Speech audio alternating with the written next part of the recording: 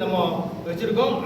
இங்க என்னோட கூட என்னுடைய பொதுச் செயலாளர் தோழர் நாகராஜன் வந்திருக்காரு. NCBE national confederation of bank எம்ப்ளாயிஸுடைய தலைவர் தோழர் பாலாஜி அவர்கள் வந்திருக்காங்க. அகில இந்திய வங்கி அதிகாரிகள் சங்கத்தினுடைய செயலாளர்கள் கோபால், விவேக் ராஜா, ரோஷன் வந்திருக்காரு. இங்க IDBயினுடைய செக்ரட்டரி மிஸ்டர் ராகவ் வந்திருக்காரு. NCBயினுடைய ஸ்டேட் பேங்க் ஸ்டாஃப் யூனியனுடைய பொதுச் செயலாளர் ஸ்ரீதர் சார் வந்திருக்காரு. தலைவர் கார்த்திகன் எல்லாருமே வந்திருக்காங்க. இப்போ இதனுடைய நோக்கம் பொதுச் செயலாளர் இதை விரைவா அவர் நம்ம தலைவர் பாலாஜி இதை பத்தி கொஞ்சம் விரைவா உங்களுக்கு சொல்லுவாங்க. அனைவருக்கும் காலை வணக்கம். IDBI வங்கியை தனியார் மயமாக்குவதை ஏன் எதிர்க்கிறோம் என்றால், ஊழியர்களுக்காக மாத்திரமல்ல, நாட்டு மக்களுக்காக தான் தனியார் மயமாக எதிர்க்கிறோம். இன்றைக்கு தனியார் வங்கிகளுக்கும் பொதுத்துறை வங்கிகளுக்கும் என்ன வித்தியாசம் இருக்கு? சேவை வழங்குவது. தனியார் வங்கிகள் என்னென்ன சேவை வழங்குகிறதோ இவை அனைத்தும் பொதுத்துறை வங்கிகளிலே இருக்கிறது. பொதுத்துறை வங்கியிலே இல்லாத எந்த சேவையும் தனியார் வங்கியிலே இல்லை. பொதுத்துறை வங்கிகள் வரலாற்றிலேயே முதல் முறையாக மிக அதிகமான லாபத்தை ஈட்டிக் கொண்டிருக்கின்றது. கடந்த 2 வருடங்களாக மிக அதிகமான லாபங்களை பொதுத்துறை வங்கிகள் ஈட்டிக் கொண்டிருக்கிறது.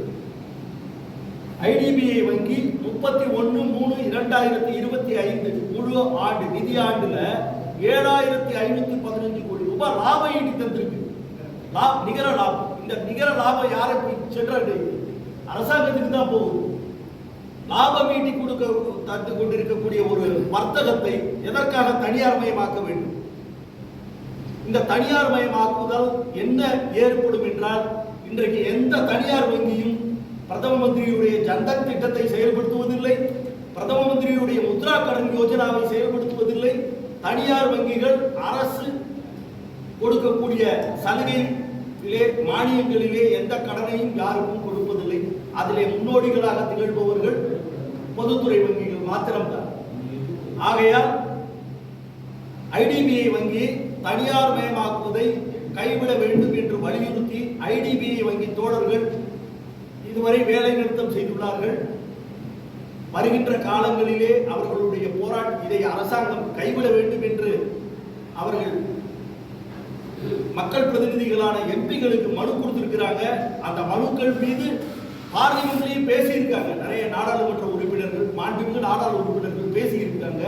வரக்கூடிய காலங்களில் இந்த IDBI வங்கி தனியார் மயமாக்குவது அப்படிங்கிறது மக்களிடையே சென்றடைய வேண்டும்.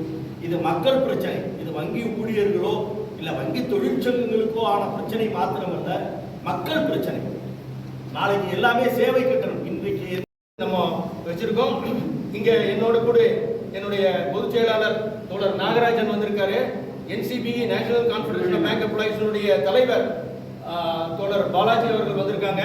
அகில இந்திய வங்கி அதிகாரிகள் சங்கத்தினுடைய செயலாளர்கள் கோபால், விவேக் ராஜா, ரோஷன் வந்திருக்காரு. இங்க IDBயினுடைய செக்ரட்டரி மிஸ்டர் ராகவ் வந்திருக்காரு. NCBயினுடைய ஸ்டேட் பேங்க் ஸ்டாஃப் யூனியனுடைய பொதுச் செயலாளர் ஸ்ரீதர் சார் வந்திருக்காரு. தலைவர் கார்த்திகன் எல்லாருமே வந்திருக்காங்க. இப்போ இதனுடைய நோக்கம் பொதுச் செயலாளர் இதை விரைவா அவர் நம்ம தலைவர் பாலாஜி இதை பத்தி கொஞ்சம் விரைவா உங்களுக்கு சொல்லுவாங்க. அனைவருக்கும் காலை வணக்கம். IDBI வங்கியை தனியார் மயமாக்குவதை ஏன் எதிர்க்கிறோம் என்றால், ஊழியர்களுக்காக மாத்திரமல்ல, நாட்டு மக்களுக்காக தான் தனியார் மயமாக எதிர்க்கிறோம். இன்றைக்கு தனியார் வங்கிகளுக்கும் பொதுத்துறை வங்கிகளுக்கும் என்ன வித்தியாசம் இருக்கு? சேவை வழங்குவது. தனியார் வங்கிகள் என்னென்ன சேவை வழங்குகிறதோ இவை அனைத்தும் பொதுத்துறை வங்கிகளிலே இருக்கிறது. பொதுத்துறை வங்கியிலே இல்லாத எந்த சேவையும் தனியார் வங்கியிலே இல்லை. பொதுத்துறை வங்கிகள் வரலாற்றிலேயே முதல் முறையாக மிக அதிகமான லாபத்தை ஈட்டிக் கொண்டிருக்கின்றது. கடந்த 2 வருடங்களாக மிக அதிகமான லாபங்களை பொதுத்துறை வங்கிகள் ஈட்டிக் கொண்டிருக்கிறது. IDBI வங்கி 31/3/2025 முழு ஆண்டு நிதி ஆண்டுல 7515 கோடி ரூபாய் லாபம் ஈட்டி தந்திருக்கு. நிகர லாபம். இந்த நிகர லாபம் யாரை போய் சென்றடையுது? அரசாங்கத்துக்கு தான் போகுது. லாபம் ஈட்டி தந்து கொண்டிருக்கக்கூடிய ஒரு வர்த்தகத்தை எதற்காக தனியார் மயமாக்க வேண்டும்? இந்த தனியார் மயமாக்குதல் என்ன ஏற்படும் என்றால், இன்றைக்கு எந்த தனியார் வங்கியும் பிரதம மந்திரியுடைய ஜன்தன் திட்டத்தை செயல்படுத்துவதில்லை, பிரதம மந்திரியுடைய முத்ரா கடன் யோஜனாவை செயல்படுத்துவதில்லை. தனியார் வங்கிகள் அரசு கொடுக்கக்கூடிய சலுகையிலே, மானியங்களிலே எந்த கடனையும் யாருக்கும் கொடுப்பதில்லை. அதிலே முன்னோடிகளாக திகழ்பவர்கள் பொதுத்துறை வங்கிகள் மாத்திரம்தான். ஆகையால் ஐடிபிஐ வங்கி தனியார் மயமாக்குவதை கைவிட வேண்டும் என்று வலியுறுத்தி ஐடிபிஐ வங்கி தோழர்கள் இதுவரை வேலை நிறுத்தம் செய்துள்ளார்கள். வருகின்ற காலங்களிலே அவர்களுடைய இதை அரசாங்கம் கைவிட வேண்டும் என்று அவர்கள் மக்கள் பிரதிநிதிகளான எம்பிகளுக்கு மனு கொடுத்திருக்கிறாங்க. அந்த மனுக்கள் மீது பார்லிமெண்ட்லயே பேசியிருக்காங்க. நிறைய நாடாளுமன்ற உறுப்பினர்கள், மாண்புமிகு நாடாளுமன்ற உறுப்பினர்கள் பேசியிருக்காங்க. வரக்கூடிய காலங்களில் இந்த ஐடிபிஐ வங்கி தனியார் மயமாக்குவது அப்படிங்கிறது மக்களிடையே சென்றடைய வேண்டும். இது மக்கள் பிரச்சனை. இது வங்கி ஊழியர்களோ இல்ல வங்கி தொழிற்சங்கங்களுக்கோ ஆன பிரச்சனை மாத்திரமல்ல, மக்கள் பிரச்சனை. நாளைக்கு எல்லாமே சேவை கட்டணம். இன்றைக்கு நம்ம வச்சிருக்கோம். இங்க என்னோட கூட என்னுடைய பொதுச் செயலாளர் தோழர் நாகராஜன் வந்திருக்காரு. NCBE national confederation of bank எம்ப்ளாயீஸுடைய தலைவர் தோழர் பாலாஜி அவர்கள் வந்திருக்காங்க. அகில இந்திய வங்கி அதிகாரிகள் சங்கத்தினுடைய செயலாளர்கள் கோபால், விவேக் ராஜா, ரோஷன் வந்திருக்காரு. அங்க ஐடிபியினுடைய செக்ரட்டரி மிஸ்டர் ராகவ் வந்திருக்காரு. NCBயினுடைய ஸ்டேட் பேங்க் ஸ்டாஃப் யூனியனுடைய பொதுச் செயலாளர் ஸ்ரீதர் சார் வந்திருக்காரு. தலைவர் கார்த்திகன் எல்லாருமே வந்திருக்காங்க. இப்போ இதனுடைய நோக்கம் பொதுச் செயலாளர் இதை விரைவா அவர் நம்ம தலைவர் பாலாஜி இதை பத்தி கொஞ்சம் விரைவா உங்களுக்கு சொல்லுவாங்க. அனைவருக்கும் காலை வணக்கம். ஐடிபிஐ வங்கியை தனியார் மயமாக்குவதை ஏன் எதிர்க்கிறோம் என்றால், ஊழியர்களுக்காக மாத்திரமல்ல, நாட்டு மக்களுக்காக தான் தனியார் மயமாக்குவதை எதிர்க்கிறோம்.